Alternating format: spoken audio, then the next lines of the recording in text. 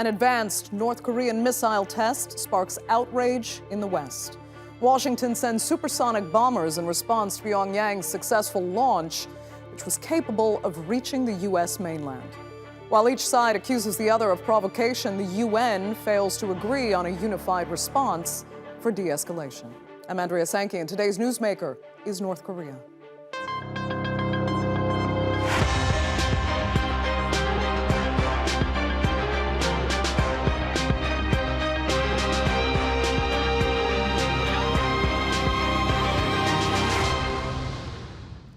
This year, North Korea resumed testing of long-range weapons for the first time since 2017. The U.S. State Department says the country has launched 63 ballistic missiles, 8 of them intercontinental. Last week, Pyongyang's second ICBM launch attempt was reportedly the first successful test of its largest and most powerful missile. It landed about 200 kilometers off the coast of Japan. The United States, South Korea, Canada, New Zealand, Japan, and Australia all condemned the test the next day. Then on Friday, South Korea and the U.S. held joint Air Force drills. According to South Korea, 4 F-35A jets and 4 U.S. F-16 fighters flew in a coordinated assault formation over the sea just east of the Korean peninsula. They also conducted a mock drill for attacking North Korea's ground launch facilities with GBU-12 airborne laser-guided bombs. Well, on Monday, the U.S. called for a United Nations Security Council presidential statement to hold Pyongyang accountable. North Korea's foreign minister accused UN Secretary General Antonio Guterres of siding with the United States and failing to maintain impartiality, saying it was Pyongyang's right to develop weapons for self-defense. But U.S. Ambassador Linda Thomas-Greenfield said it was vital that the 15-member council respond with one voice.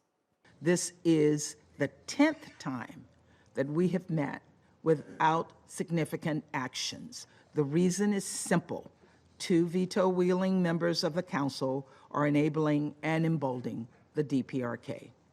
They have allowed the regime to launch this latest reckless missile test, which endangered the lives of Japanese civilians and needlessly raises tensions in the region. These 2 members' blatant obstructionism put the Northeast Asian region and the entire world at risk. You simply cannot be considered a responsible steward of nuclear weapons if you condone this behavior.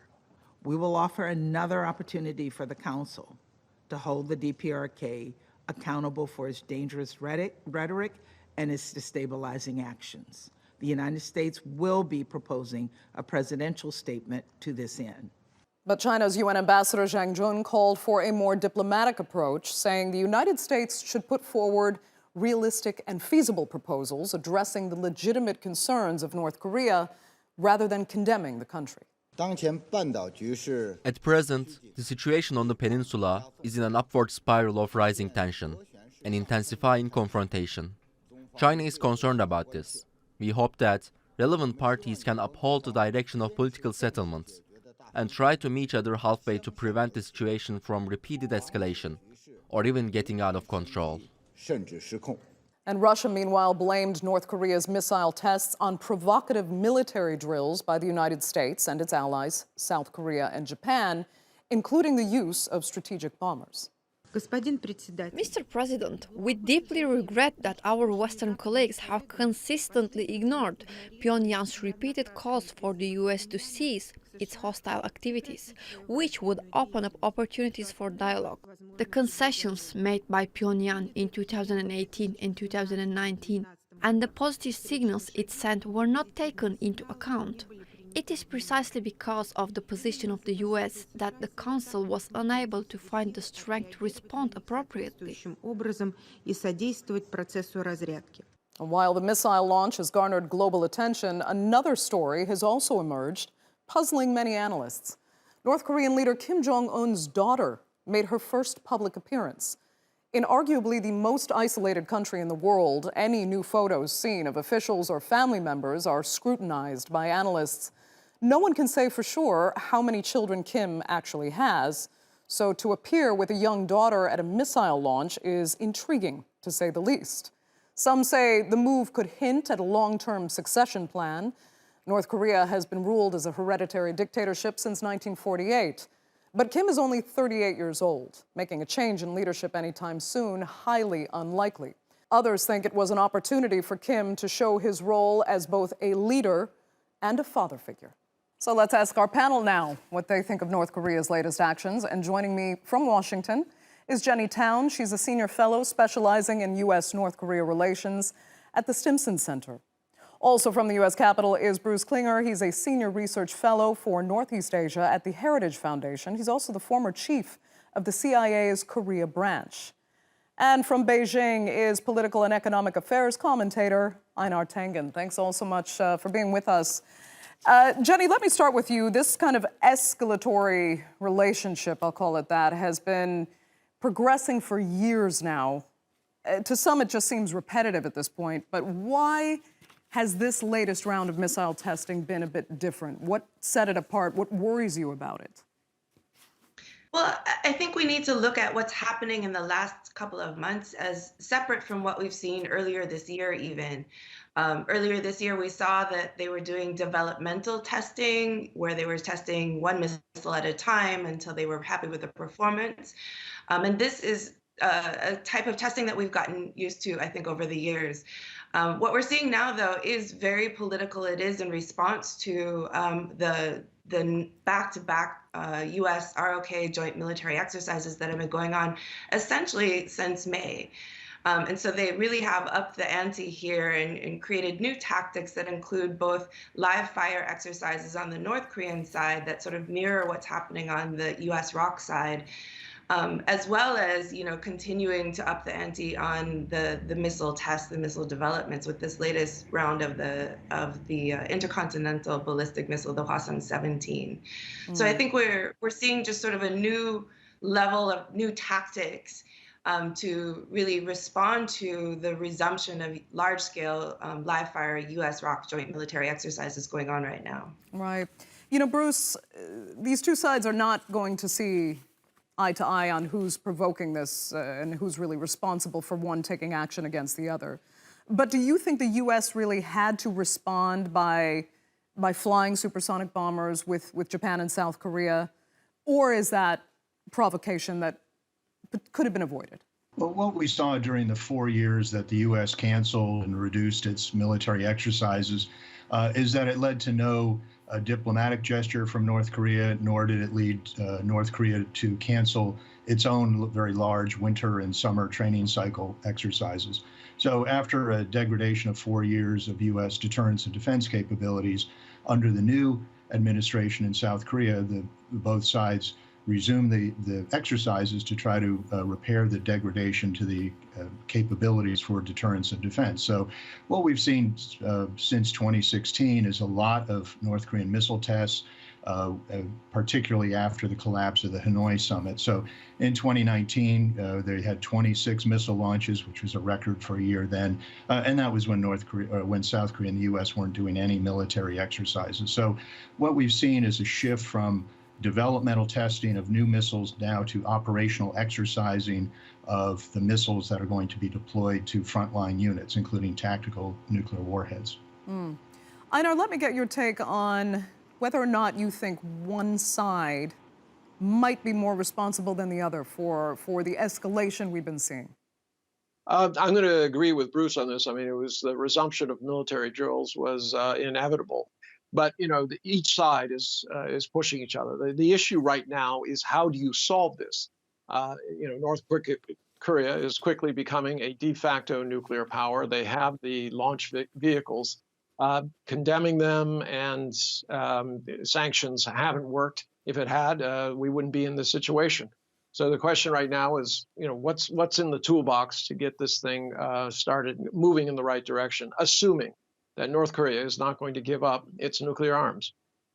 Okay, so how do you solve this? I mean, what kind of international deterrence could actually be effective now if, as you say, North Korea is even willing to really listen?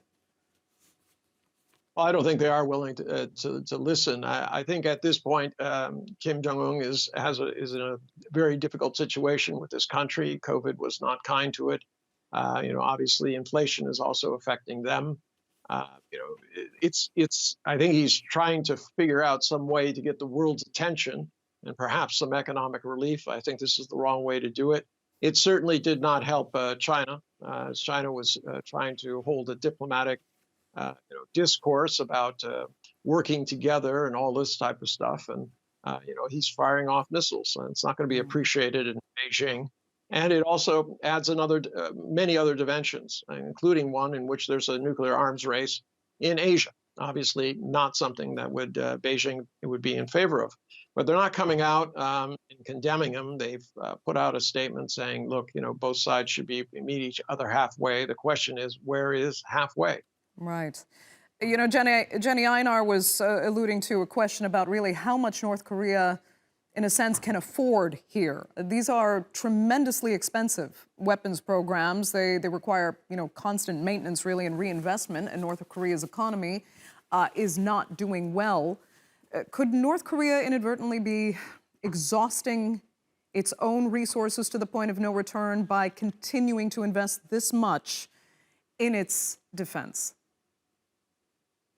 Well, North Korea will shift resources where they need them and where the priorities are. And I think they've really doubled down this year on the missiles development, as Einar alluded to, because the economy isn't going well and they aren't meeting their economic goals. I think there is the possibility that once they are able to resume trade and once they can engage in that kind of activity again and start to meet some of those economic goals for their own domestic political purposes, that the emphasis may shift back towards the economy. But right now, the military side of this is something that they can control and something that they are confident that they can gain success in when they have no control over the COVID situation and when they might be able to get back to a more robust economic activity. Bruce, let me look at another angle to the same question, because there were a lot of theories that said part of the demise of the Soviet Union in the end was about the Soviets exhausting their resources entirely on things like competing in their space program, competing in their nuclear defenses, that eventually exhausted its economy so bad that it contributed in great part to the downfall of the entire system. Do you see that as ever being a possibility with North Korea, literally spending itself out of existence? I think the neighbors would likely provide assistance to keep the regime from collapsing. If we could go back to the military activity, I think it's useful to point out that any ballistic missile test by North Korea, regardless of range, is a violation. So that's over 80 violations of UN Security Council resolutions just this year, whereas U.S. and South Korean firing missiles is not a violation. So it's not exactly a tit for tat. On sanctions and diplomacy and deterrence, we need to work all of those together into a comprehensive strategy. So diplomacy, unfortunately, North Korea has rejected all efforts by Washington and Seoul for diplomatic engagement, whether it's on arms control or denuclearization, tension reduction, force reduction, or even economic assistance. So, diplomacy right now is stifled by North Korea. So in the meantime, we need to maintain the deterrence to defend ourselves, as well as enforcing U.S. law, international law, and UN resolutions. Okay, Einar, just your quick thoughts on that. Then the U.S. and its allies are justified entirely in their position in this? No, I mean, it takes two to tango, and this old beating a dead horse called deterrence is not going to change anything. I mean, that's the same tune that is being said in Ukraine. It was said around the world. It's being said about it in Taiwan. And all we have is a world that is less safe. I mean, the U.S. walked away from, in essence, or Iraq, it's walked away from Afghanistan. And now they're preaching and saying, look, we can make a success out of North Korea. How? I'd really like Bruce to say, if you've been doing this for the last, 30 years, since 2006 anyways, and it hasn't made a difference, perhaps it's time to listen to Jenny and start thinking about how you can calm the situation down instead of throwing more bombs at it. Bruce, go ahead. Well, as I said, we're trying diplomacy. We've had 8 international agreements with North Korea. All of them failed, unfortunately. 4 in which they promised never to build nuclear weapons, and then 4 in which they promised to give up what they promised never to build. South Korea has 253 intra-Korean agreements in trying to moderate North Korean behavior. Those have all failed, but I think we need to keep trying. In the meantime, since North Korea has repeatedly attacked South Korea at a tactical and strategic level, we do need to maintain those defenses.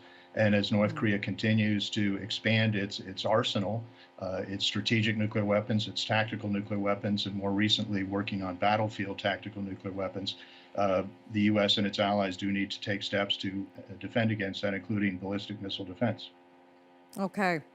Einar, let me move on to another issue at play here that we introduced in our introduction, at least, because in part, in order to decide on a response, outside of North Korea, they need to know whom they're actually dealing with. And so little is known about how Kim Jong-un and his inner circle and his family actually work, who he trusts, who's in line to succeed him. So that is why it was such a surprise to really suddenly see his young daughter out in public, holding his hand at this missile launch. What are analysts like yourself actually reading into that? Well, I think he's trying to normalize this idea that, leaders go around stroking missiles with their daughters. I don't think that's it. I think he's trying to show that, he will continue, that he's comfortable and confident, which I think is really kind of overcompensating for the existing situation. I think Jenny, Bruce, and I would agree that North Korea is in dire straits right now. And the question is, how do you deal with it? I mean, if you keep ramping things up, I mean, Bruce says, oh, we need more bombs, we need to get ready for this. No one is ready for a nuclear war.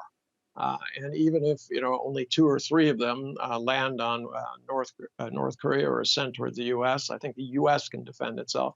I don't think that Japan and South Korea would have the time to do it. So at this juncture, it behooves everybody to sit down and say to this guy, all of them, including China and Russia, and say, look, this is not helpful. There's got to be a way. What is it that you want? And you're going to have to provide assurances. But they're never giving up their nuclear weapons at this juncture. That boat sailed under Trump. I mean, he said he would never, he would never allow it. I'm sure that's going to be part of the rhetoric for the campaign. I mean, Jenny, could you ever envision really, as Einar was saying, we need to sit down with this guy and find out what he really wants? I mean, this isn't just a normal partner in dialogue here, is it? And I mean, you can also comment as well on the pictures we were seeing, what he's trying to say just through that he is very comfortable with his position, so much so that he can bring his daughter to look at a missile together. This is part of kind of a very comfortable, even family affair. How do you really engage someone who sends out such strangely intriguing messages that no one can make total sense out of? Well, I think, if you look at North Korean rhetoric, especially in the last few months, the way they've talked about their nuclear program has changed. In the past, it was always posed in conditional terms. As long as there's U.S. hostile policy, their nuclear weapons were non-negotiable. Now they just say their nuclear weapons are non-negotiable. And I think part of having his daughter there, having his family there, especially the optics of the photo of him with his daughter actually looking, watching the launch itself, really gives the impression and really underscores that change in attitude, that this isn't something that they're building just to negotiate away, but this is something that they plan to have and plan to keep, and now, have included now the younger generation as part of that vision. That makes it a lot more difficult, obviously, to engage in any kind of, arms control, denuclearization talks in the future.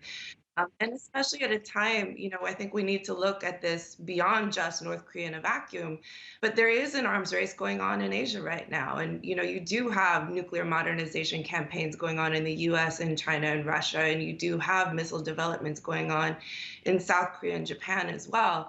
And while they're not under sanctions, it's very difficult to convince the North Koreans that this is an activity that everyone else can do and they can't. So I think, until we get the security trends in the region moving in a more positive direction, I just don't see a lot of opportunity to engage the North Koreans directly in anything more than tension reduction talks. And I think we need to be much more specific about, if we're engaging North Korea now, that I think it needs to start with tension reduction, risk reduction, rather than arms control, denuclearization. Right. And Bruce, there's another issue here when you talk about, negotiations and even resolutions. When the U.S., for example, pushes resolutions at the UN Security Council or negotiates agreements, I mean, how wary are other international partners about anything the U.S. might really sign up for, because its leadership could change entirely in even 2 years' time, and then who knows what policy will be then? Well, that's a factor of democracy. As leaderships change, then they can change their policies. With North Korea, they've been saying for decades that they would not give up their nuclear weapons. Yet we still tried diplomacy to cap the problem or solve the problem. So, in 2006, after their first nuclear test, they said, "Why would you think after we test we would give these nuclear weapons up? They're not baubles for negotiations, et cetera." So, that's not to say we don't keep trying, but while we try for denuclearization or arms control talks, we've also tried to engage with them on COVID assistance and economic assistance, and they reject all efforts by the U.S. and South Korea for providing rice or COVID assistance. And if we try to have tension reduction talks, which I think is a good interim step, but could expand on the inter-Korean military agreement of a few years ago, and yet they don't talk. We've been trying to get engagement with them, even phone calls or face-to-face meetings, and they've rejected that. So in the meantime, we take other steps, including upholding the rule of law, upholding UN resolutions. Okay, Einar, I want to come back to you at this point. We're down to our last few minutes because I wanted to ask a more kind of regionally focused question. We talk about these missiles being able to reach the United States, but we have to remember it's South Korea who is right next door. Tell us, do South Koreans live with, a real level of fear given the unknown on their border? And do they want some kind of increased U.S. military presence and arms in their country to keep them safe? Or does that make them feel less safe? Well, actually, they've been moving towards that. In terms of living with it, they've been living with it all their lives. And it's not even has to be nuclear. I mean, there's so many artillery pieces that are pointed right at the capital. There'd be nowhere to go. There, anywhere from hundreds of thousands to 500,000 people could die. It could be less if they get to shelters, but this is something that people just kind of get inured to. It's like people who live in California. They always say, well, hopefully the big one won't come. People who live near volcanoes, but regionally. But I want to just, if I may, follow up on something that Bruce said. He said that's democracy when you cannot trust one administration to follow another administration. But if you're going to have an international rule of law, you're going to have treaties. The U.S. can't start walking away from the Iran nuclear deal. It can't walk away from all the treaties that enters in terms of the environment, or whether it's Kyoto or the Paris Climate Accord. This makes it very difficult. You wonder why the North Koreans don't trust you. Does the U.S. have reasons not to trust North Korea? Sure. But if you're going to have diplomacy, it's based on trust, that what you say will do, not simply the next administration will just go the opposite way. Fair points. I'll tell you what, we've got our last couple minutes now, and we'll just wrap with this. Jenny, I mean, as this goes on, more and more weapons are being built, and they are more and more powerful and more dangerous. I mean, can this just go on indefinitely, or will there have to be a flashpoint? I think it's a good question, and one that we don't have good answers yet for. Certainly it has been arming up. We are getting to a point where, the risk of miscalculation is very high, especially as North Korea is doing these new operational drills and not announcing them in advance, but telling us after the fact that that's what they were doing.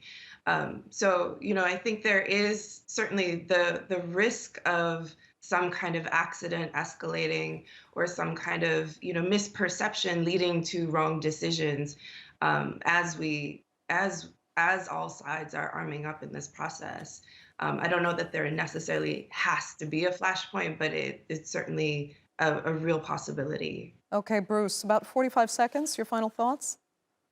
I agree. We should have tension reduction talks with North Korea if only they would do so. I worked arms control when I was in the government. I negotiated confidence and security building measures and force reduction agreements with the Warsaw Pact. That's the kind of dialogue we hope we could have with North Korea if they would come back to the table. Okay, we'll have to see where that goes. Unfortunately, that's all the time we have for this edition of The Newsmakers. I'd like to thank sincerely all three of my panelists so much for being with us. Our viewers, of course, for tuning in as well. Remember, you can follow us on Twitter. And do be sure to subscribe to our YouTube channel. I'm Andrea Sankey. We'll see you next time.